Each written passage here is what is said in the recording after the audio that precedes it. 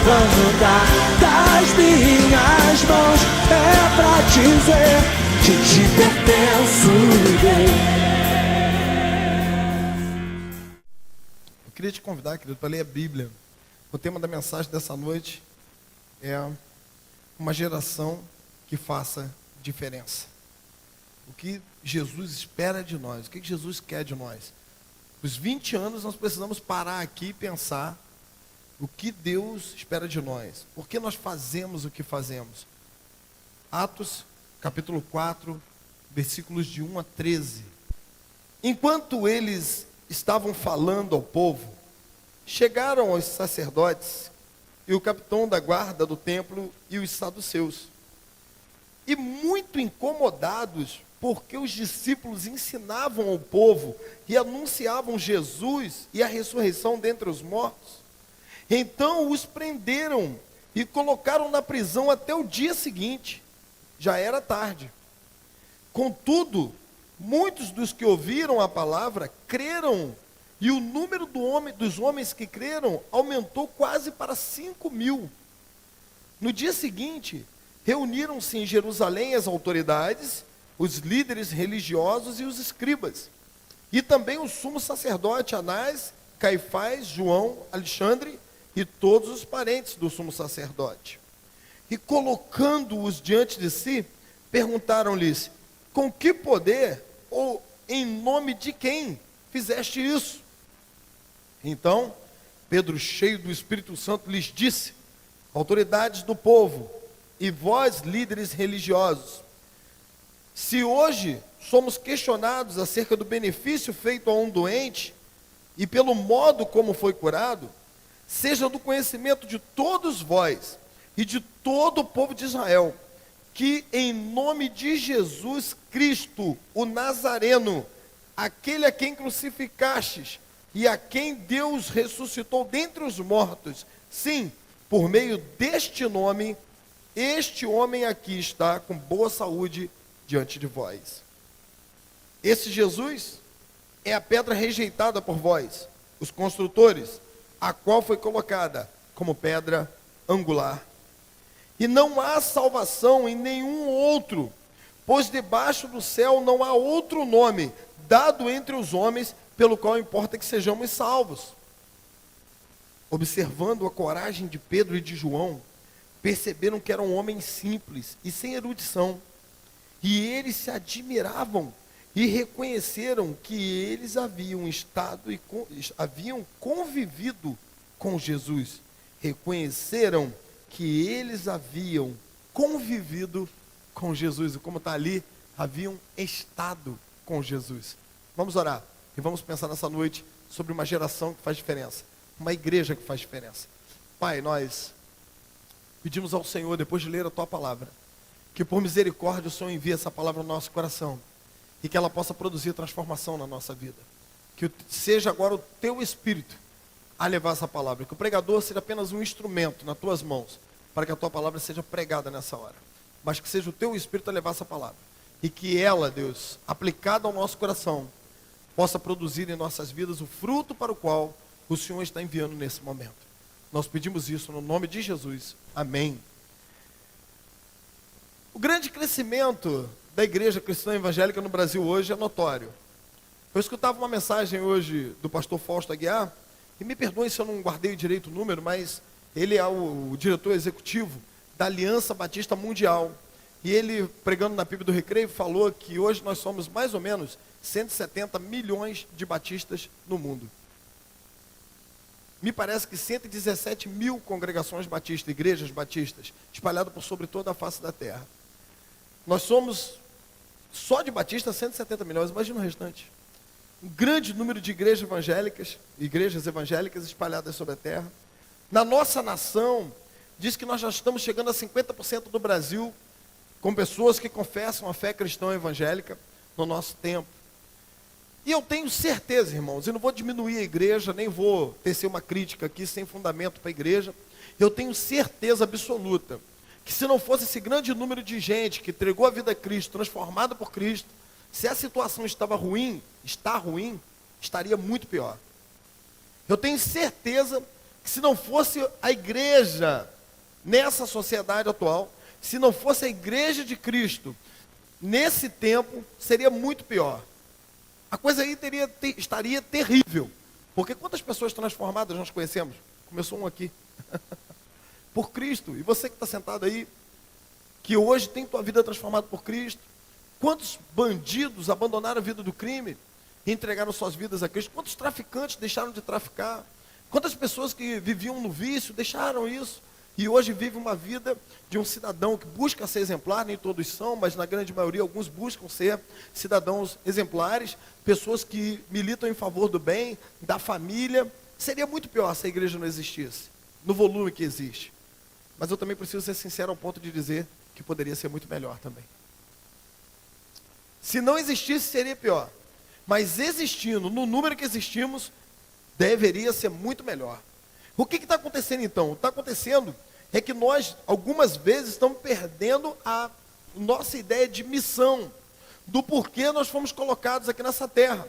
E Jesus nos colocou aqui nessa terra com um motivo muito simples, para fazer diferença. A palavra, o próprio Senhor Jesus diz: vós sois o quê? O sal da terra e a luz do mundo.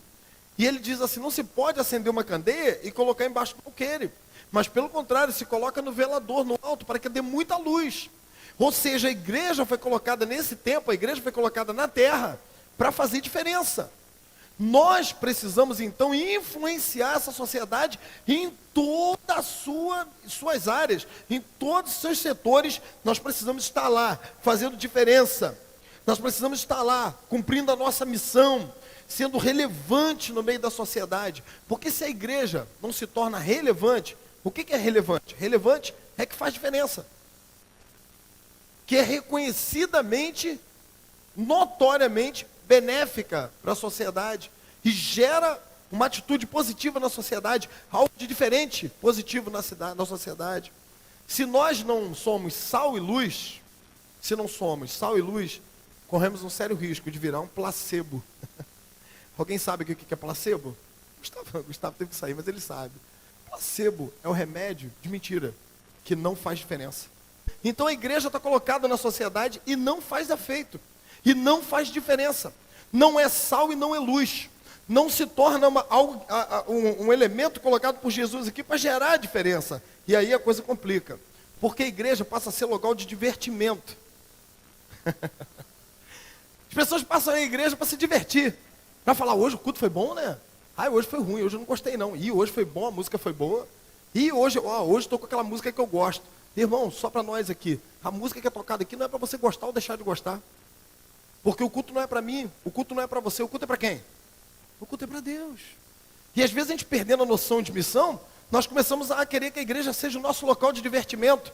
A gente começa a querer que a igreja seja o lugar aonde eu vou para poder alguém me massagear o ego. Mas eu não gosto assim. Não, mas se for assim, eu não quero participar. Eu não quero mais saber de igreja. Eu sou bom demais para a igreja. A igreja ficou um negócio que eu já estou acima da igreja. Algumas pessoas chegaram a isso. Ou tem o seu ego massageado, ou então a igreja não é mais aquilo. Falta de foco na visão, na missão. A igreja missional é aquela que Jesus diz assim: ide por todo mundo, pregai o evangelho a toda criatura. E aí eu e você começamos a terceirizar a missão, dizendo: mas a igreja não faz. Você é a igreja. Eu sou a igreja. Quando eu não faço, a igreja não faz. Quando eu faço, a igreja faz. Quando você não faz, a igreja não faz. Quando você faz, a igreja faz. E Jesus então nos chamou e falou assim: edificarei a minha igreja, as portas do inferno não prevalecerão contra ela. Ide por todo mundo, pregai o evangelho. Seja sal e luz, faça a diferença nessa sociedade. Eu estava pensando sobre isso. Nossa igreja fazendo 20 anos. E nós precisamos pensar se temos feito diferença. Eu quero te convidar nessa noite a pensar se você está fazendo diferença. Se eu estou fazendo diferença. Se o local onde eu frequento, se o local onde eu trabalho, se a minha família, se os meus filhos estão fazendo diferença. Se nós estamos sendo sal e luz nessa sociedade, gerando um impacto positivo nessa sociedade, ou não. Um grande exemplo de uma igreja missional, focada na missão, que fazia diferença, é a igreja em Jerusalém no primeiro século.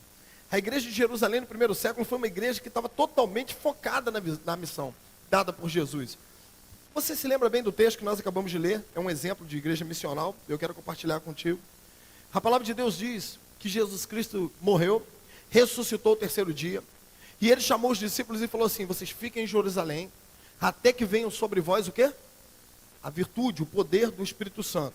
E aí então vocês vão ser capacitados para serem minhas testemunhas. E diz que a igreja ficou ali em Jerusalém, tocadinha, e diz que no dia do Pentecostes, lá em Atos 2 está relatado, o Espírito Santo vem e enche a casa com vento impetuoso, vê-se línguas como que de fogo descendo sobre aquelas pessoas que estavam na casa, e diz que depois disso então, as pessoas que estavam ali ao redor começando a ver aquelas pessoas falarem, e eles entendiam na sua língua materna, e diz que aquilo causou um grande alvoroço, correu todo mundo para lá e ficou vendo o que estava acontecendo, e diz então que Pedro se levanta com poder e autoridade, e começa a pregar a palavra. Pedro começa a pregar a palavra com autoridade tamanha, que no final do sermão de Pedro, ele faz um apelo. Aliás, ele não faz um apelo, as pessoas perguntam para ele: e depois de tudo isso, o que nós vamos fazer? E ele diz o quê? Se arrependam e creiam no Senhor Jesus para a salvação. 3.000 pessoas se converteram. Não houve um grande alvoroço na cidade. Depois disso, narra a palavra de Deus que Pedro e João, mantendo um costume salutar de ir à igreja, de ir ao templo para orar, diz então que eles vão para o templo, e na entrada do templo tem um homem doente, coxo, aleijado, sentado à porta do templo, e eles passaram, e aquele homem então olhou para eles como se querendo receber uma esmola, e eles então, diz que Pedro, olhando para o homem, parou, e falou para o homem assim: olha, eu não tenho prata, eu não tenho ouro, mas uma coisa eu tenho e vou te dar agora, em nome de Jesus, levanta e anda. E diz que aquele homem deu um salto de pé e entrou para o templo glorificando a Deus. Causou uma grande confusão. Um monte de gente correu ao encontro de Pedro e de João, ficaram perplexos com o que havia acontecido. E mais uma vez, então, Pedro se levanta e fala assim: olha, por que vocês estão olhando assim para mim? Por que vocês estão olhando assim para nós? Como se nós mesmos tivéssemos a condição de fazer isso a esse homem. Esse homem está curado pelo poder do nome de Jesus. Aliás, Jesus, esse é quem vocês crucificaram, a quem vocês mataram, como seus pais mataram os profetas. Pois então agora se arrependam, porque ele ressuscitou, e ele então pode dar salvação a cada um de vocês. Diz a Bíblia que mais 5.000 se converteram. Uma igreja que faz diferença, uma igreja que causa impacto na sociedade. Diz a palavra de Deus que aquele impacto foi tão grande que os religiosos entraram em crise, teve uma grande confusão. As pessoas começaram então a falar daquilo, diz que se reuniu toda a classe religiosa, fariseus, saduceus, os sacerdotes, o sumo sacerdote, a família do sumo sacerdote. Houve um grande alvoroço. As pessoas queriam ouvir o que estava acontecendo, saber do que estava acontecendo. A igreja precisa estar preocupada em impactar o seu tempo. Não dá para a gente ficar aqui trancadinho aqui dentro e falando: não, olha só, não tem problema nenhum. E aqui vai uma críticazinha. Ainda tem gente que vai na porta da igreja e ainda coloca um quadro ainda na porta da igreja para esconder o que está acontecendo dentro. E o cara passa lá de fora e fala: o que está vendo aí dentro? Não interessa o que está acontecendo aqui dentro, só interessa a gente. A igreja pulou para o lado de fora e começou a pregar. E começou a fazer diferença. E diz então que toda a classe religiosa se reúne, os líderes do povo se reúnem. E aqui eu posso ver, e eu posso compartilhar contigo alguns princípios que eu posso viver e você pode viver, para que a igreja, nossa igreja, você e eu, possamos fazer diferença, ser uma geração que causa diferença nessa sociedade, que vai fazer diferença em Silva Jardim, que vai fazer diferença nesse estado, que vai fazer diferença nesse país, que vai fazer diferença nesse mundo. Olha que coisa interessante, eu quero me deter só no versículo 13. Diz a Bíblia que quando eles chegaram diante dos sacerdotes lá, a Bíblia, versículo 8, Pedro então, cheio do Espírito, disse: autoridades e povos e líderes, olha só, líderes religiosos, se hoje somos questionados acerca do benefício feito a um doente, pelo modo como ele foi curado, seja conhecido de vocês e em todo Israel, que ele foi curado no nome de Jesus. Pedro já chegou e começou a testemunhar de Jesus. E aquele pessoal todo ali perplexo. E diz o versículo 13 o seguinte: observando a coragem de Pedro e de João, e percebendo que eram homens simples e sem erudição, Eles se admiravam e reconheceram que eles haviam estado ou havia convivido com Jesus. Primeira forma de uma igreja ser relevante. A primeira forma da minha vida e da tua vida ser relevante. A primeira forma, pelo procedimento do crente. A primeira forma de uma igreja se tornar relevante não é criando um modelo de igreja. E eu estou convencido disso como pastor dessa igreja, estou muito à vontade com isso, porque eu entendo que quem faz a obra é Deus. Estou procurando um modelo ideal. Não é o modelo propósito, não, é o G12, não, é a igreja, rede ministerial, não, é o MDA, não, eu não sei, o que não falta é modelo. Enquanto o homem está procurando um modelo, Deus está procurando homens. Enquanto as pessoas estão procurando um modelo eclesiástico, Deus está procurando adoradores, que o adorem em espírito e em verdade, para que Ele possa investir na vida dessas pessoas, e que essas pessoas façam diferença nessa sociedade. Olha que coisa interessante, a Bíblia diz que a igreja não deve ser reconhecida pelo modelo, a igreja deve ser reconhecida pelo procedimento do crente. Você precisa ser reconhecido pelo seu procedimento como crente. Diz a Bíblia aqui no versículo 13, logo no início, observando a coragem de Pedro. Diz que os religiosos observaram a coragem de Pedro. Imagine você, pegou aqueles homens, colocaram lá no centro, 2 homens, toda a classe religiosa que na época tinha poder de vida e de morte, se coloca em torno deles e fala assim, fala agora aí, o que você está falando desse tal de Jesus? Ele falou, é para falar sobre o cara que foi curado? Sim, ele foi curado no nome de Jesus. Diz a Bíblia, que observando a coragem deles, irmão, não tem para onde correr, não adianta reclamar, não adianta chiar. Se você é um crente de Jesus Cristo, se você carrega sobre si o nome de Deus, como a Bíblia diz, o povo que se chama o quê? Pelo meu nome. Se você traz o nome de servo de Deus, as pessoas vão te olhar, as pessoas vão te observar. Não existe a mínima possibilidade disso não acontecer. Laurane, projeta para mim Hebreus capítulo 12, versículo 1.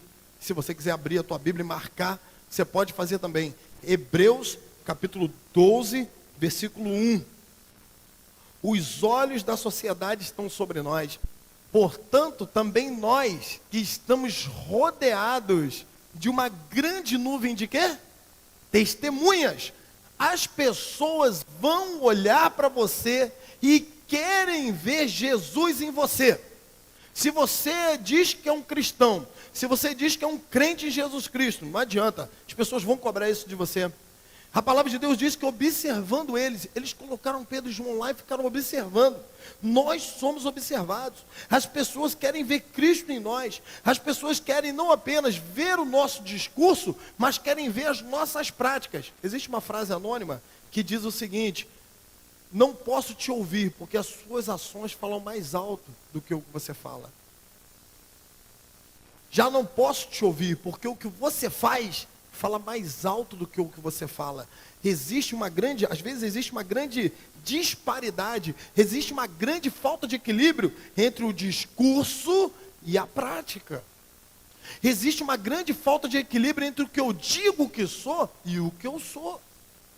Entre o que eu afirmo ser pela minha fé em Jesus e a minha prática diária de vida. E aí nós nos recobrimos de uma capa de religiosidade e ficamos andando por aí, pose, dizendo, não, eu sou evangélico, não, eu sou cristão, mas o meu padrão de vida, o que eu falo, o que eu faço me denuncia. Não existe um equilíbrio. O Senhor Jesus, no tempo dele, encontrou gente assim, que ele disse, vocês me honram com os lábios, mas o quê? O coração está longe de mim. Precisamos fazer diferença nesse tempo, através do nosso procedimento, através de vida transformada pelo Senhor Jesus, através de vida que foi tocada por Jesus e que agora faz diferença nessa sociedade por ter Jesus.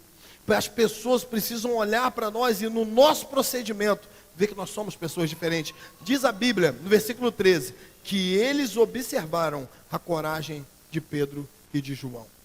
Querido, se as pessoas que estão observando a tua vida no dia a dia, o que essas pessoas dizem de nós? Como as pessoas nos veem? Ah, pastor, não interessa. Claro que interessa. Você carrega o nome de Deus. Você testemunha de Jesus aqui nessa terra. É claro que interessa. Você quer ver uma coisa? Escuta o que eu vou te falar. Nós temos vivido um tempo, e eu fui pastor de jovens 2 anos, depois quase 3 anos. Eu já contei isso aqui, já ouvi muito isso. Porque as pessoas passam seu problema para o outro, síndrome de Adão. De algumas pessoas que me procuravam e falavam, pastor, com esse jeitinho do senhor, dá um pulinho lá em casa, traz meu filho para a igreja, porque a igreja abandonou, está lá abandonado. Eu falo, mas como assim? Está lá abandonado. A igreja abandonou. Quer mais vir para a igreja? Quer mais saber de Jesus? Irmão, deixa eu falar um negócio para você. Seu filho aprende com o seu exemplo. A grande maioria dessas pessoas que me pediram esse tipo de auxílio, eu fui lá e tentei. Alguns eu consegui, outros não. Eram pessoas que eram tremendamente críticas ao ministério da igreja. Quase todas elas eram tremendamente críticas a todas as ações da igreja, principalmente ações com jovens. E o cara chegava em casa, baixava a ripa na igreja. O cara chegava em casa, falava mal do pastor. O cara chegava em casa, não dava testemunho de crente. E depois, quando deu a idade, o filho falou, eu não quero fazer isso. Isso é uma grande hipocrisia. Você vai para aquele lá todo domingo para aquele negócio, só para poder falar mal de quem está lá. Eu não vou ser crente. E acabou. Agora chora, filho. Porque se ele não vai ser crente, se prepara, porque ele vai beber. Sim ou não? Agora se prepara, filho, porque se ele não vai ser crente, ele vai fumar. Ah, pastor, necessariamente? Não, mas pode ser que sim. Se prepara, filho, porque pode vir coisa pior. Mas você não quer dar exemplo. Você não quer ser crente dentro de casa. Você quer ser um crente nominal. O teu filho está olhando o teu exemplo de vida. Olha só, você entrou aqui nessa noite, escuta o que eu estou te falando. Não deixa a palavra entrar de um lado e sair do outro. Escuta o que eu estou te falando. Se você não dá exemplo, ele não vai te seguir porque ele está te observando. Os nossos filhos vão ser aquilo que nós somos. Se ele vê em você um homem de Deus, se ele vê em você, irmã, uma mulher de Deus, que ora, que confia no Senhor, que ama o Senhor, que abençoa a sua igreja, que não é uma pessoa hipócrita, que vive o amor verdadeiramente, ele vai dizer, eu quero ser esse negócio. Não adianta, essa fé vai ficar entranhada nele. Mesmo que ele queira fugir, não vai dar, porque o amor de Jesus vai ser colocado nele. Por isso que a Bíblia diz, ensina o menino no caminho em que deve andar. Porque mesmo quando for tarde, o quê? Não se desviará dele. Ensina no caminho, com seu exemplo. Pessoas querem ver isso em nós. Nossos filhos querem ver isso em nós. O mundo precisa ver Jesus em nós. O pastor Nilson do Amaral Fanini falava uma frase tão boa. Ele dizia, a sua vida é a única Bíblia que muita gente vai ler. Existem pessoas que nunca vão abrir uma Bíblia, mas que vão ver a Bíblia vivida em você e em mim, quando nós tivermos um procedimento de crente. Querido, não adianta, você pode falar o que você quiser, mas você não é só o que você fala, você é o que você faz. Você pode falar o que você quiser. Você pode falar, gente, ser pastor é uma graça. De vez em quando eu encontro gente, fala assim, um outro dia teve uma dona que falou isso, ai pastor. Aí faz até entonação de voz, né? Ai, pastor, amo tanto aquela igreja. Aliás, nós estamos no tempo da hipocrisia do amo, né? Você abre o Facebook, eu amo todos vocês.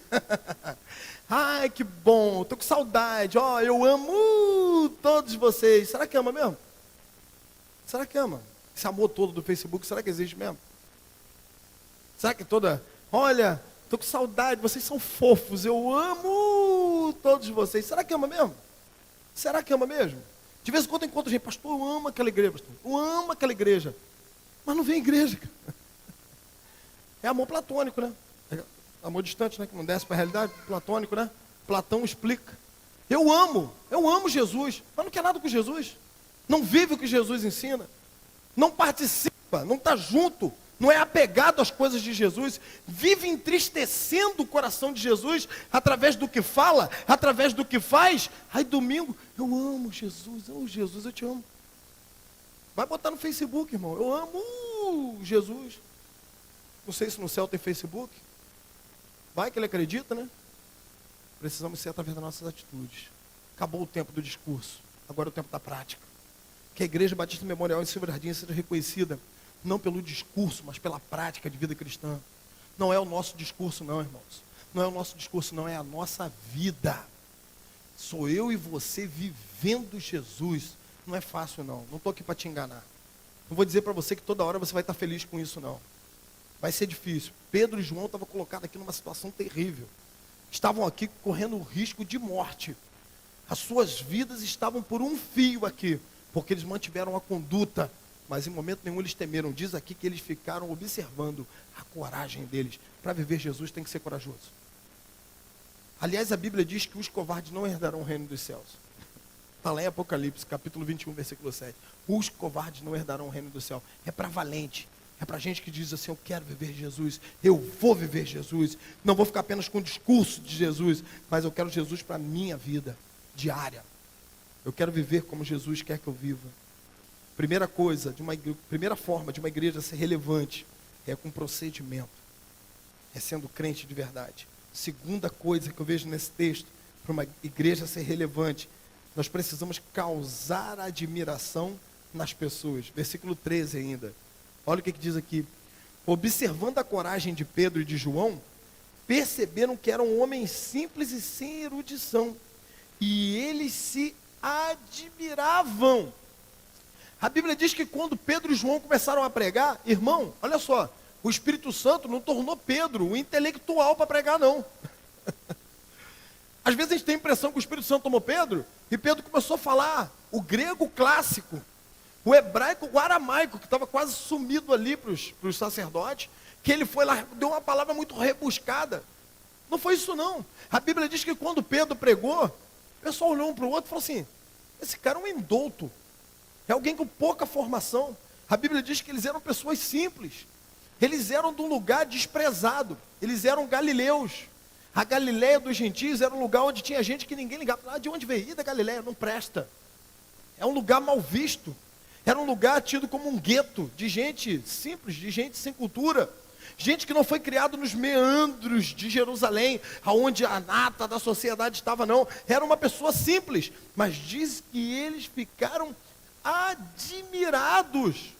Diz que eles olharam e falaram assim, olha, não são pessoas simples, galileus, mas olha que coragem, olha que determinação para falar, olha que fala bem colocada. Diz que isso causou admiração. A igreja de Cristo precisa causar admiração na sociedade hoje. Só, irmãos, que uma admiração positiva. Não pela nossa excentricidade. Quem cair mais, quem pular mais, quem rodar mais, quem gritar mais alto, não é isso não. Causar admiração através de uma vida diferente. O que causa admiração na sociedade hoje? Vamos fazer uma reflexão rápida aqui. Você acha que o cara matar alguém causa admiração hoje? Não causa nada. Você acha que o marido trair a mulher causa admiração hoje? Traiu. É mesmo? Como é que uma pessoa tem coragem de fazer isso, meu Deus?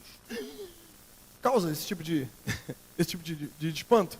Uma traição doméstica hoje? Não causa. Só que, o que tem de novo agora? Conta alguma coisa nova aí. Você acha que o cara ser desonesto, ser usurpador, causa alguma admiração hoje? Fulano desonesto. Uma pessoa desonesta, prenderam um ladrão. O ladrão foi preso.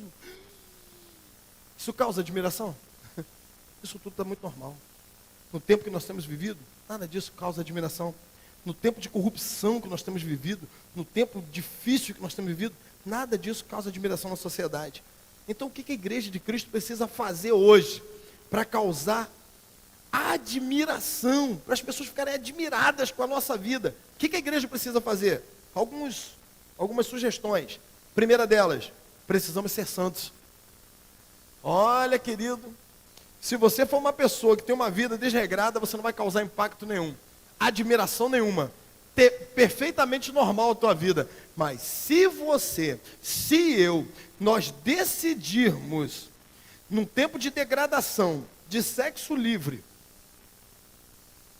de excesso de todo tipo, se você parar para pensar um pouquinho, se você estudar um pouquinho a história desse pessoal do nosso tempo, você vai ver, a maioria dos artistas que morrem, overdose, a maioria, um monte indo parar em clínica de recuperação porque estão viciados em droga, gente morrendo de excesso de remédio, tem excesso de todo tipo. excesso de toda qualidade, excesso, as pessoas já não bebem, excesso de velocidade, matam as pessoas, num tempo de excesso, num tempo de droga, de álcool, de sexo livre, homossexualismo, criminalidade desenfreada, desonestidade espalhada. Você quer fazer diferença? Seja santo. Como assim, pastor? Seja santo, separado, seja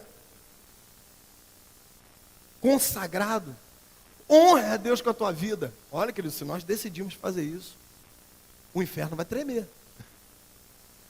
O dia que a igreja de Cristo resolver fazer diferença, o dia que a igreja Batista Memorial em Silva Jardim levantar e falar, nós vamos fazer diferença, então vamos causar um impacto nessa cidade. Vamos fazer um negócio para causar um impacto. O que nós vamos fazer, pastor? Qual cantor que nós vamos trazer, pastor? Nós não vamos trazer cantor nenhum. Nós vamos ser santos. Como assim? Santos, o time lá de São Paulo? Não, não. Nós vamos ser, não falei? Nós vamos ser pessoas consagradas para Deus. Jovens consagrados para Deus. Homens e mulheres separadas para Deus. Que vivem para honrar e dignificar o nome do Senhor. Se eu namoro, eu não faço sexo só depois de casado. Por quê? Porque assim diz a palavra. Honrado, imaculado, seja o leito do casamento. Porque o homem unir-se a sua mulher e serão ambos uma só carne. Eu não posso ser uma só carne se eu não me unir a ela antes, em matrimônio. Isso é sexo ilícito, é pecado, está errado. Pastor, hoje em dia está errado. Quer causar impacto? Faça isso. Você vai ver como é que sua vida vai fazer impacto. Namora quanto tempo? 3 anos. Está transando? Não. Por quê? Porque nós só vamos fazer isso depois do casamento. Aleluia. É mesmo? É sério? Vocês vão... Vamos. Isso causa impacto. Estão transando? Estão. Normal. É isso mesmo. Usa a camisinha, tá? Tá. Isso não causa impacto. Está transando? Não, nós estamos não. Por que não? Porque o meu corpo é o templo do Espírito Santo. E eu só vou me dar esse prazer que é dado por Deus no dia em que eu me casar. Está aí a sociedade toda em crise. Está aí o impacto gerado na nação. Deixa de ser bobo. Mas lá no fundo ele vai estar dizendo, que fé, eu queria ser assim. Amém, irmãos? Você quer causar diferença nessa sociedade? Seja reto, íntegro. Tem um esquema aí para a gente arrebentar um dinheiro. Eu não vou participar não, querido. Você está enjeitando dinheiro? Não estou enjeitando dinheiro, estou enjeitando pecado. Não vou participar não. O quê? Você não vai? Não vou participar. Muito obrigado, mas eu sou um crente de Jesus Cristo. Eu não posso participar disso pela integridade, porque eu honro o meu Deus. Isso causa impacto na sociedade. Causa admiração na sociedade. As pessoas vão olhar para mim e para você e vão dizer, o que é isso? Num tempo onde as pessoas estão se acabando em êxtase, as pessoas estão se acabando em maconha, em crack, em álcool. Olha, gente, eu já falei isso aqui, vou repetir porque me causa espanto. Teve um tempo que você vê uma mulher sentada no botequim, era a coisa mais rara do mundo. Quando você passava e via uma mulher sentada no botequim, as pessoas falavam, olha que coisa feia, uma mulher sentada no botequim. Botequim não presta para ninguém. Não presta para ninguém. Mas antigamente era só um homem. Você tem reparado como é que agora as mulheres chegam, botam e ficam sentadas ali. Sentadas horas ali bebendo. Mulheres. Agora estão indo para os botequins da vida. Aí fala assim, não, vamos lá para o botequim. Eu falo assim, não vou não, eu vou para a igreja. Vai fazer o quê? Vou adorar o Deus Todo-Poderoso. Mas lá hoje vai ter um pagodão. Não, para mim não faz diferença. Lá na Memorial tem um negócio também barulhento, igualzinho. Bacana, igualzinho, não tem problema nenhum. Eu vou adorar o meu Deus. Isso causa impacto. Queremos causar impacto na sociedade através da nossa seriedade, através da nossa retidão, através da nossa integridade, através da responsabilidade com o nosso corpo. O diabo pegou Jesus, levou o alto do templo e falou, pula daqui abaixo, pode pular. Está escrito que dará ordem aos teus anjos e que você não vai tropeçar em pedra alguma. Eu até hoje não entendi o negócio da pedra, porque como é que um cara pulando vai tropeçar numa pedra? Vamos lá, ele citou o Salmo 91. Jesus falou assim, não vou pular não. Por quê? Porque está escrito, não tentarás o Senhor teu Deus. Jesus não quis ser irresponsável com o corpo que Deus deu a ele. Ele não quis ser irresponsável com o seu próprio corpo. Você quer ser diferente nessa sociedade? O cara está malhando lá, aí, pô, tu tá inchadão aí, tomei bomba, toma bomba. Não tomo não, querido. Tomo não. Não, anabolizante é legal para ficar inchado. Não vou tomar não, querido. Isso aqui é templo do Espírito Santo, não entra esse negócio no meu corpo, não. Eu vou ficar, deixa eu magrinho, deixa eu gordinho. O cara que é magro, o cara que é gordo. Mas eu não vou fazer isso, não. Você quer causar impacto na sociedade? Seja responsável. Faça a mordomia do seu corpo valer. Vamos comer 3 hambúrgueres. Agora está todo mundo em pecado. Só vejo o pessoal fazer assim. Só vê o povo fazer assim nessa hora. Vamos lá? Você me acompanha? Não vou, não. E se for churrasco? Aí nós vamos, né? Está na hora da gente fazer diferença. Está na hora da gente fazer diferença. Está na hora da gente fazer diferença com nossas vidas. E o que causa admiração, assim como esses homens ficaram admirados, o que causa admiração hoje é ser santo, é ser fiel a Deus, é ser homem e mulher de Deus de verdade. O resto não causa diferença. O resto não causa admiração. O resto é o resto, todo mundo está fazendo. Querido, está todo mundo fazendo, não tem nada de novo. Seja santo para você ver o impacto que você vai causar. Como as pessoas na sua família vão falar assim, esse é diferente. Essa é diferente. Como as pessoas lá no teu ambiente de trabalho vão falar, essa menina não, ela é diferente. Não é de bagunça, não é uma pessoa correta, íntegra. Esse rapaz, ele é honesto, ele é íntegro. Pode dar na mão dele o caixa da empresa que ele não vai botar a mão no que não for dele. Porque é uma pessoa íntegra, reta. Ainda vai dizer assim, é um crentezinho que nós temos aí, um crente. E você vai glorificar o nome de Jesus através da tua vida. E as pessoas vão ficar perplexas conosco. Vamos em frente? O que mais pode causar impacto nessa geração? A fé genuína. Diz que esses homens estavam ali pela fé em Jesus Cristo. Diz que Pedro, quando ele foi indagado, lá no versículo 12, ele diz assim algo ótimo. Ele diz, não há salvação em nenhum outro. Ele está falando aqui do nome de Jesus. Ele está falando, não há salvação em nenhum outro, pois debaixo do céu não há outro nome dado entre os homens, pelo qual devamos ser salvos. A fé de Pedro e de João causaram estranheza, causaram impacto naquela geração ali. Como é que nós podemos fazer para que a nossa fé cause impacto num tempo em que a fé é apenas para que a pessoa se torne Deus? Nós temos vivido um tempo de fé que o cara se torna Deus. O cara dá ordem a Deus. O cara diz para Deus o que Deus tem que fazer e diz que tem fé. Mas, assim, eu ordeno o Senhor que o Senhor faça tal coisa. Se o Senhor não fizer, vai ficar ruim o negócio. Acho que Deus deve ficar rindo, né? Fala assim, não é possível isso. Tem gente que tem fé para virar Deus. Irmãos, precisamos ter fé genuína. Pastor, o que é fé genuína? Primeiro, fé genuína é fé gerada pela palavra. É fé gerada pela palavra. Por isso, a Igreja Batista Memorial em Silva Jardim tem ali a sua visão. E a nossa visão é, somos uma igreja o quê? Bíblica e contextualizada. Contextualizada sim, mas primeiramente, bíblica. É Bíblia. 70% desse culto aqui é Bíblia aberta e sendo pregada o tempo todo. Sim ou não? Eu primo por isso. Isso é o motivo da minha vida. Se eu falar qualquer coisa fora disso aqui, eu vou para casa arrasado. Porque para mim é a Bíblia. Nós somos uma igreja que temos fé gerada por Bíblia. A tua fé não é gerada porque alguém gritou um negócio, porque alguém falou um negócio, porque alguém caiu para algum lado. A sua fé, ela vem da Bíblia e deve ser gerada na Bíblia. Pastor, como é que o senhor diz isso? Eu digo, porque a Bíblia diz, porque a fé vem por onde? Pelo ouvir. E ouvir pela? O que gera fé genuína é a palavra. O que gera fé genuína é a palavra. Ai, pastor, se eu ver um milagre eu vou crer. Querido, o povo de Israel saiu do Egito. O mar abriu. O mar vermelho abriu. Isso nunca mais, só um rio, depois abriu, que foi o Jordão. Mar abriu. Eles passaram dentro do mar bem enxuto. Caía comida do céu. Pedra dava água. E morreu todo mundo no deserto por incredulidade. E agora? Me desculpa a expressão popular. Dorme com esse barulho. O povo morreu todo no deserto. Por que, pastor? Diz a Bíblia, que por incredulidade. Se milagre gerasse fé, todo o povo que saiu do Egito tinha que ter entrado na terra prometida. 1,5 milhão de pessoas. Quantos entraram? 2. Quem foi? Josué e Caleb. Do povo que saiu do Egito. Só eles 2. Então a fé tem que vir pela palavra. A tua fé tem que estar baseada na palavra. Porque a Bíblia diz que céu e terra poderão passar, mas que a palavra de Deus não passará. Ela sempre se cumpre. Segunda coisa, a fé genuína, ela é depositada em Cristo. A tua fé não deve ser depositada em homens. Ah, não, porque o pastor, irmão, eu sou o líder. Deus me colocou aqui no papel de liderança, mas eu não sou o seu sacerdote, porque hoje existe um sacerdócio universal do crente. Você é responsável pela tua vida diante de Deus. Eu não vou ficar andando atrás de você na rua. Vamos ver o que esse crente está aprontando hoje. Domingo tem sessão, vamos excluir. Teve um tempo assim, não teve?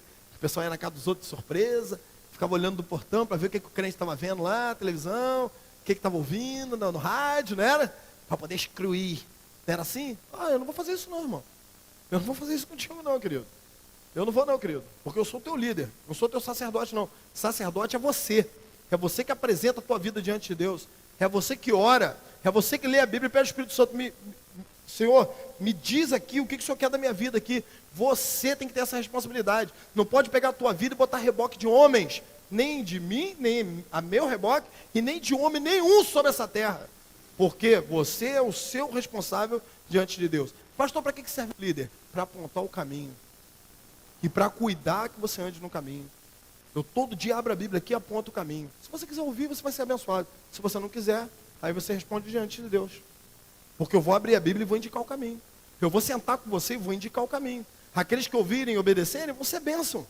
Vai ser abençoado. E aqueles que não ouvirem? Aí, filho, é entre você e Deus. Deus cuida. Deus vai mostrar o que está certo e o que está errado. Então precisamos ter uma fé depositada em Cristo. Tem gente hoje que tem fé, sabem o quê? Na fé. Pastor, eu tenho muita fé. Tenho muita fé, pastor.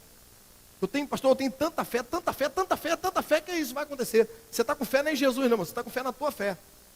E a fé colocada em qualquer outro lugar que não seja em Jesus, ela não tem valor algum. Pastor, eu tenho pouquinha fé, mas eu creio no nome de Jesus, Ele é poderoso. Ele vai fazer algo na minha vida. Aí mudou tudo. Olha a fé. A fé está colocada na fé? Não, está colocada em quem? Em Jesus. A nossa vida é vivida para Jesus. O nosso discurso está baseado em Jesus. Tudo na nossa vida é voltado para Jesus. A fé genuína tem como resultado transformação. Pedro, olha que coisa interessante. Pedro era um cara falastrão, né? O presbítero Fernando pregou aqui segunda-feira e falou, né, que ele preferia ser Pedro andando sobre as águas do que o pessoal que estava no barco. Eu também. Mas Pedro, você vê a transformação na vida de Pedro. Pedro era um cara falastrão, mas que quando prenderam Jesus, o que ele fez? Negou Jesus. Você estava com ele? Eu não. Eu vi você com ele. Como é que você fala? Você é galileu? Eu não. Você estava junto dele. Ah, meu filho, diz que ele xingou, blasfemou e saiu dali negando a Jesus. Aí Jesus um dia falou para ele assim, Pedro, você está achando que tem muita fé, mas o diabo vai se nadar a tua alma, mas eu orei por você. E faz um negócio, quando você se converter, apacenta minhas ovelhas, cuida dos teus irmãos. Quando você se converter, irmãos, Pedro se converteu, encontrou a fé verdadeira em Jesus. Senhor meu, Deus meu. Quando ele reconhece Jesus, Senhor meu, Deus meu, esse homem levanta no meio do povo e prega para aquela multidão. Ele vai para a presença dos sacerdotes e prega para sacerdote, prega para líder de Israel, prega para todo mundo, ele não quer nem saber, porque agora ele é uma pessoa transformada por Jesus. Fé tem que transformar. Se a tua vida não é mudada pela tua fé, ela não está servindo para muita coisa não. Como assim, pastor? Do dia que você entregou a vida a Cristo, o que mudou na tua vida até hoje? Nada. Então tem alguma coisa errada. Porque onde Jesus entra tem um divisor de águas. Antes de Cristo e depois de Cristo. A fé transforma. Quando nós então colocamos a nossa fé em Jesus Cristo, diz o Salmo 115, quando nós o adoramos de todo o nosso coração, nós nos tornamos mais parecidos com Ele. Precisamos ser transformados à semelhança de Jesus. Paulo diz que a natureza geme esperando Cristo ser formado em nós. Jesus está sendo formado em nós. Precisamos ser transformados. Faça uma reflexão da sua vida. O que tem mudado? Nada, pastor. Precisa mudar. É sinal que a tua fé não tem sido uma fé genuína. Você não tem buscado diante de Deus, de todo o teu coração, para ser transformado pela palavra, e pela fé, e pela presença do Espírito Santo na tua vida. Última coisa para a gente seguir adiante e terminar. O que é fé genuína? É fé que acessa o coração de Deus. Hebreus capítulo 1. Porque sem fé é impossível o quê? Agradar a Deus. A fé, a graça, ela está disponível. A graça está aí. E não é mérito humano, não. Não é se você tiver muita fé, tiver pouca fé, não é nada disso, não. É você crer em Deus verdadeiramente, viver para Ele. A graça te cobre. O favor de Deus está sobre a tua vida. E diz que Ele é galardoador daqueles que o buscam. Diz que Ele presenteia aqueles que o buscam. Ele guarda aqueles que o buscam. Ele se apresenta àqueles que o buscam. Em tempo de total falta de fé. Quer fazer diferença na sociedade? Tenha fé. Em tempo de total falta de fé. Quer fazer diferença na sociedade? Tenha fé. Eu vi hoje um relato muito bacana. Diz que um garoto nasceu com um problema no ouvido. E diz que o ouvido dele criava pus. E tinha um tumor benigno. Mas tinha um tumor. E esse garoto fez várias cirurgias e não resolvia.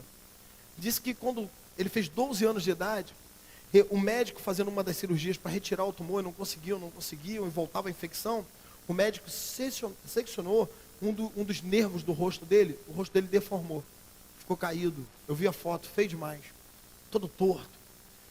E juntamente com aquilo que ele não conseguia ouvir direito, não conseguia se concentrar, ele não conseguia estudar, não aprendia nem ler nem escrever. E os médicos chamaram a família e falaram, não manda ele para a escola não, porque ele não vai conseguir aprender a ler e escrever e as crianças vão ficar zombando dele, porque o rosto dele está muito, e a gente não sabe o que fazer com o rosto dele. Mas disse que os pais falaram, mesmo assim nós vamos mandar ele para a escola, e mandavam, e ele não aprendia. A letra, mostrou os cadernos horríveis, ele não aprendia a ler, não aprendia a escrever. Mas disse que esse colégio era um colégio que tinha uma base religiosa, e tinha uma capela nesse colégio. E disse que um dia ele foi lá naquela capela e ficou lá na capela e disse que Deus falou diretamente ao coração dele, você vai ser um pastor. E ele falou, como?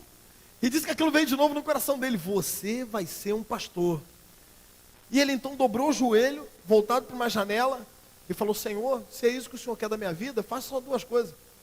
Cura o meu rosto e cura essa doença que eu tenho no ouvido, porque como as pessoas vão olhar para mim pregando com esse rosto? E diz então que ele saiu dali, e no domingo a mãe dele pegou ele pela mão e falou, filho, vamos para a igreja? Ele falou, vamos. E foram para uma igreja que ele nunca tinha ido. E quando chegou naquela igreja, isso aconteceu nos Estados Unidos, na igreja que ele nunca tinha ido. Quando ele entrou na igreja, o culto começou, daqui a pouco o irmão levantou e falou assim, fulano de tal, assim, está aí? A mãe dele olhou para ele assim, ele falou, sou eu. Deus falou que vai atender a sua oração, só isso. Sentou de novo. Na mesma semana, o ouvido parou de sair pus. O rosto dele voltou para o lugar. Ele começou a estudar, fez 4 pós-doutorados. É professor de seminário, pastor há 30 anos, casado, tem 4 filhos. Glória a Deus. Fé que acessa o favor de Deus. Que Deus faz essas coisas na nossa vida ainda hoje. E que precisamos crer isso, viver isso. E o mundo vai ficar assustado conosco. Para terminar, o resultado de uma igreja que honra o Senhor, que faz diferença na sociedade, também está aí. Só que eu quero ler contigo 4:4. Olha o que está escrito aqui. Primeiro no 13, vamos acabar de ler aqui no 13. Diz assim o 13, eles se admiravam e reconheceram que eles haviam convivido com Jesus. As pessoas olharam para eles e falaram assim, não são enganadores não. Eu fico vendo a cena, né? Os religiosos se reuniram, vamos reunir aqui. Deixa o pessoal ali. Esses caras não são enganadores não. Tiveram com esse tal de Jesus mesmo. Olha a autoridade que o cara está pregando. Olha a vida dos caras, a coragem dos caras. Gente simples, pregando desse jeito. Tiveram com Jesus, conviveram com Jesus. Olha que legal. Pensou isso na vida, na minha vida? As pessoas olharem para nós e falarem assim, você é crente mesmo, você conhece Jesus. Ele entrou no teu coração, pelo teu modelo de vida, pela pessoa que você é, não tem outro jeito. Você teve com Jesus, você convive com Jesus. Ele é presente na tua vida, no teu coração. Isso fica claro, é evidente. Quando a igreja de Cristo vive Cristo, gera um impacto na sociedade. De que maneira, pastor? Agora sim, vamos ler o versículo 4. Lê comigo o versículo 4. Versículo 4, 4, mesmo texto. Contudo, muitos dos que ouviam a palavra creram. E o número de homens que creram aumentou quanto, irmãos? 5.000 pessoas. Quando a igreja vive, causa impacto, as pessoas se aproximam de Jesus. Pastor, mas um texto dá para fazer base? Então vamos para o 2. Atos 2, 41. Atos 2, 41. Lê comigo. Atos 2, 41. Foi antes desse episódio.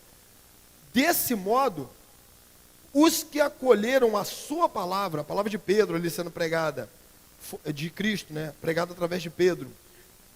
Desse modo, os que acolheram a palavra foram batizados. E naquele dia, ajuntaram-se a eles, quase o quê? 3.000 pessoas.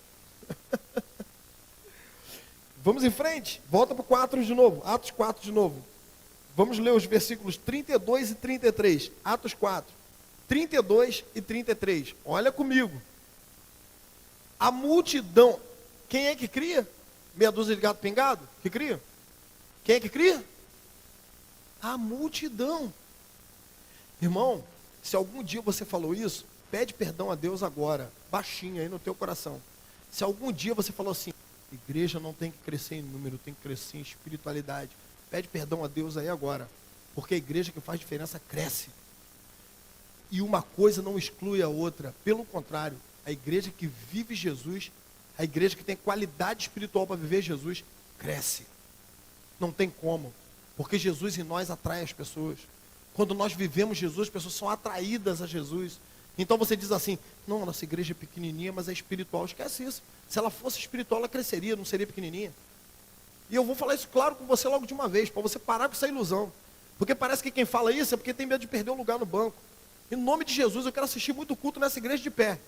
Feliz da vida, com um sorriso de orelha a orelha, em pé, sentado naquela escada ali, ou no templo novo, aqui do lado, que será melhor ainda, né? Aquele templo grandão. Porque essa história de que, não, a igreja tem que crescer em espiritualidade, tem mesmo.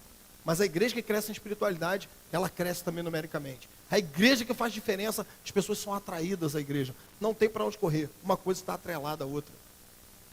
Se uma criança nasce e o tempo começa a passar e ela não cresce, você já fica preocupado. Será que sofre de nanismo? Não é uma preocupação? Será que está desnutrido? Não é uma preocupação? Será que tem algum tipo de retardo ósseo?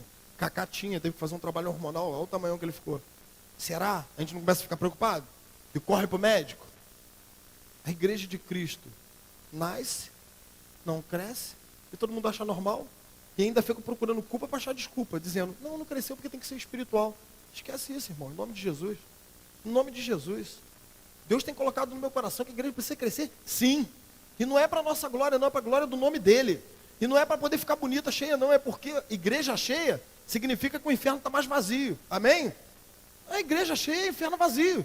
Nós temos que saquear o inferno, senão nós não vamos cumprir a missão. E se não estamos cumprindo a missão, somos o quê então? Um clube? Precisamos cumprir a missão. Ela é nossa. É minha e a sua. Para com essa conversa que a igreja, que é espiritual, é pequena, mas é espiritual. Esquece isso. Porque normalmente uma coisa não está atrelada à outra, não. Se é espiritual, filho, vai crescer. Se é saudável, a criança saudável, cresce. Quando a gente de vez em quando olha, meu Deus do céu, como é que isso cresceu? Olha esse garoto, como é que está grande. Olha o tamanho que está. Já viu quando a gente encontra com a pessoa que não vê há muito tempo, filho da gente? De vez em quando acontece isso comigo e Renata. A gente vai a algum lugar que eu vou pregar, as pessoas viram pequenininha. Está uma moça, já está namorando. Eu falei, infelizmente. Olha, tá olha como é que cresceu. Eu fico todo feliz. Nem cresceu tanto, né? Mas eu fico todo feliz, né? Eu falo, que coisa boa. Agora, a igreja não é gente bola pequenininha, não é porque é espiritual. É espiritual. Pô, irmão, vamos parar de hipocrisia. Igreja que é espiritual cresce em nome de Jesus. Diz que 3.000 se agregaram à igreja. Vamos continuar lendo o texto. A multidão dos que criam estavam unida de coração e de propósito.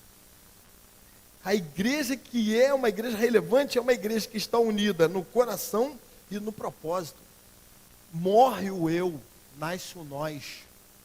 Não é mais o eu, é o nós. Não é o que eu gosto, é o que Jesus quer que aconteça. A sua vontade, ela é colocada em segundo plano, porque o que vale é a vontade de Jesus. Porque a Bíblia diz que nós somos o corpo, mas que a igreja tem um cabeça. E quem é a cabeça da igreja? Cristo. Que dirige a igreja através do seu cetro. Qual é o cetro da igreja? A palavra. Eu nunca vou dizer para você, tal coisa tem que acontecer porque eu quero. Mas por que, pastor? Porque eu quero. Nunca vou falar isso para você. Até porque, quem sou eu? Se eu disser alguma coisa para você, eu vou dizer, querido, porque a Bíblia diz. E nós precisamos fazer porque a Bíblia diz. Aí mudou tudo. Porque o senhorio de Cristo sendo exercido na igreja através da sua palavra. Diz a Bíblia que todos estavam unidos de coração e de propósito. As pessoas tinham o mesmo propósito. Qual era o propósito da igreja? Glorificar a Cristo, fazer conhecido o nome de Cristo, viver Cristo. E eles estavam unidos. Ficar unido dá um trabalho. Sabe por que dá trabalho? Porque nós somos tudo diferentes um do outro. Um gosta de um estilo de música, outro gosta de outro. Um gosta de azul, outro gosta de amarelo. Eu não posso escapar disso. Uns gostam do Vasco, outro do Flamengo. É isso? Nós somos tudo diferentes. Aí para juntar tudo isso aí no ônibus só, como é que fica o negócio? Como é que acomoda isso? O Espírito Santo acomoda, porque nós queremos viver em união. Então, irmão, você para de criticar o outro, você para de observar a vida do outro, de ficar achando problema na vida do outro, e viva Jesus. O problema do outro é dele. Agora, se ele tem uma dificuldade, precisa de uma ajuda, aí o problema é seu. Que aí eu e você temos que correr, abraçar e ajudar. Mas se é para julgar, deixa ele com Deus, que o problema é dele. A Bíblia diz que eles estavam unidos. Maior o que estava neles, unido do que o que dividia. Quando nós focamos em Cristo, nós ficamos unidos, não ficamos apontando o dedo um para o outro, não ficamos criticando um para o outro. Eu louvo a Deus pela Igreja Batista Memorial, porque as pessoas entram aqui e falam assim: gente, parece que eu já vim nessa igreja 50 vezes. O cara entra ali e fala assim: que coisa estranha, parece que eu já vim aqui. Pastor, aqui a gente entra e, não sei, se sente bem. Você sabe o que é isso? Sabe o que é isso? O nome disso é ambiente cristão. Não tem um olhando para o outro assim, ó. Está todo mundo bem, graças a Deus. Todo mundo focado em Cristo, graças a Deus. Está todo mundo querendo que a coisa aconteça em nome de Jesus. Todos nós contribuímos para o mesmo fim, que é o engrandecimento do nome de Jesus. Graças a Deus por isso. E as pessoas entram em um ambiente de amor. Um ambiente de amor, um ambiente cristão. É quase que palpável, quase que o cara pega assim, ó. Fala: cara, Deus está aqui. Quase que dá para pegar, Deus está aqui. As pessoas entram e falam assim: eu não sei o que acontece, estou me sentindo à vontade aqui. Algumas pessoas entram e não querem mais ir embora. Volta e volta. Por quê? Porque aqui existe um ambiente cristão, nós estamos unidos. Salmo 133, é bom e agradável que os irmãos vivem em união. Porque onde há união, Deus ordena a bênção. Então vai uma palavra pastoral para você nos 20 anos da nossa igreja. Recuse-se em ser um agente de disseminação de contenda.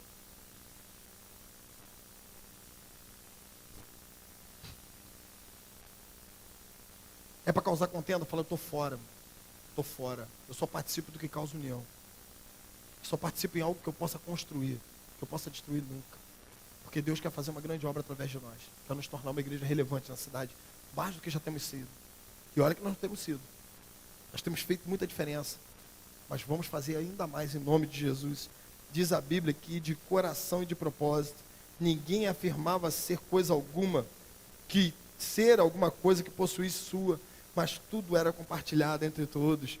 E com grande poder os apóstolos davam testemunho da ressurreição de Jesus, e havia em todos imensa graça. Olha que bacana, a igreja estava unida, a igreja cumpria a missão, e os apóstolos eram cheios do poder. A igreja tem um pastor que merece. Se a igreja está unida, se a igreja está focada no alvo, o poder de Deus está sendo ministrado sobre a vida do líder. O líder está seguro pelo poder de Deus. A graça de Deus está sendo derramada, porque a igreja está unida. Porque a igreja está no mesmo propósito. Olha o que diz: quando os irmãos andam em união, o óleo desce sobre a cabeça de quem? De Arão, que no Velho Testamento é o sacerdote, o líder do povo. Então, quando a igreja está unida, focada na missão, o óleo desce sobre a cabeça do líder. O líder vai abrir a Bíblia, tem mensagem para pregar 1h30, 2 horas, 3 horas, se precisar eu prego. Segunda, terça, quarta, quinta, sexta, de manhã, de tarde, de noite, não tem hora. Eu abro a Bíblia e Deus me dá. Porque nós estamos vivendo em união. O óleo tem sido derramado, a unção de Deus tem sido dada. Diz aqui que grande poder era dado aos apóstolos. E diz que em todos havia imensa graça. Sabe o que é graça? No povo, quando você sai na rua e fala assim: eu sou membro da igreja tal. Igreja tal? É? Foi naquela igreja uma vez, não gostei não. Aquela igreja daquela confusão, que só vive de confusão. Aquela igreja. Ih, meu Deus do céu. Como é que é imensa graça. Eu sou membro da igreja. Olha, Deus abençoe vocês. Olha, eu tenho ouvido falar tão bem. Olha, eu tenho ouvido falar, olha, que Deus tem feito tanta coisa bacana. Glória a Deus. Olha, que dia que tem culto lá, eu quero ir lá. Não é quarta-feira, quinta, sexta, sábado, domingo, segunda. Tal hora, tá. Havia imensa graça. O que o povo fazia, diferença.